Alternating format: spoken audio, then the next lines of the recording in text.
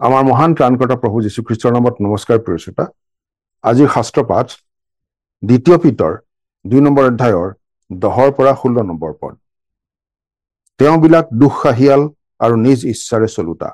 তেওঁবিলাকে প্ৰতাপৰ অধিকাৰীবিলাকৰ বিৰুদ্ধে নিন্দা কৰিবলৈ ভয় নকৰে, কিন্তু তেওঁবিলাকতকৈ বলৱন্ত আৰু পৰাক্ৰমী হোৱা যি স্বৰ্গদূতবিলাক, তেওঁবিলাকেও প্ৰভুৰ আগত তেওঁবিলাকৰ বিৰুদ্ধে নিন্দাপূৰ্ণ বিচাৰ উপস্থিত নকৰে।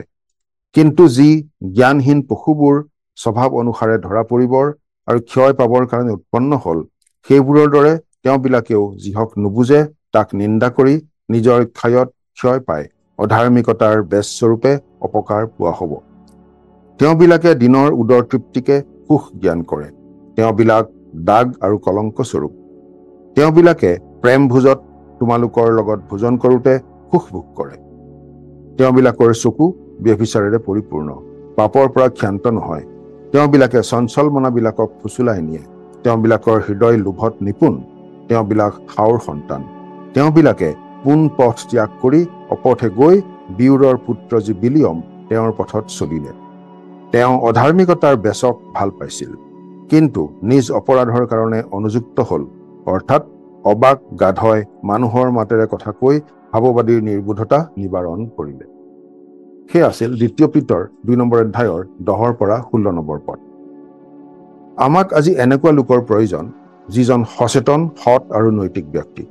কিন্তু পাচনি পিতৰে জনাইছে যে ভুৱা ভাৱবাদী, ভুৱা শিক্ষকৰহে পয়োভৰ বেছি হৈ গৈ থাকিব শেষৰ দিনত।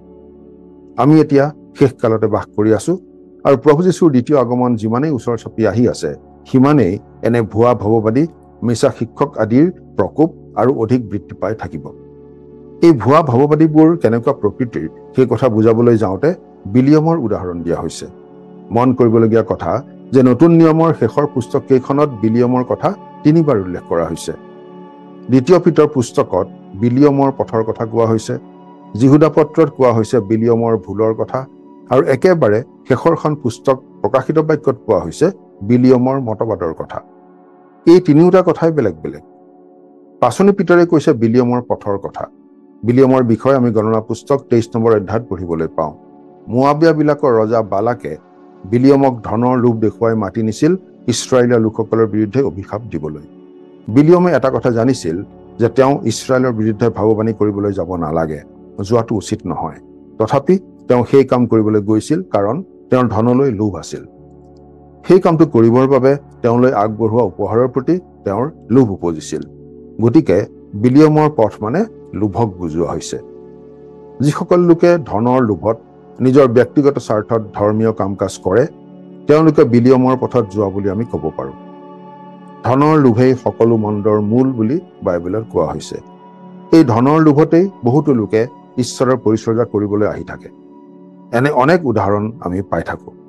কোনো এজন লোক প্ৰকৃততে কেনেকুৱা বুজি পোৱাৰ এটা সহজ উপায় হৈছে ধন সম্পত্তিৰ প্ৰতি মানুহজনৰ মনোভাৱ কেনেকুৱা সেইটো লক্ষ্য কৰি।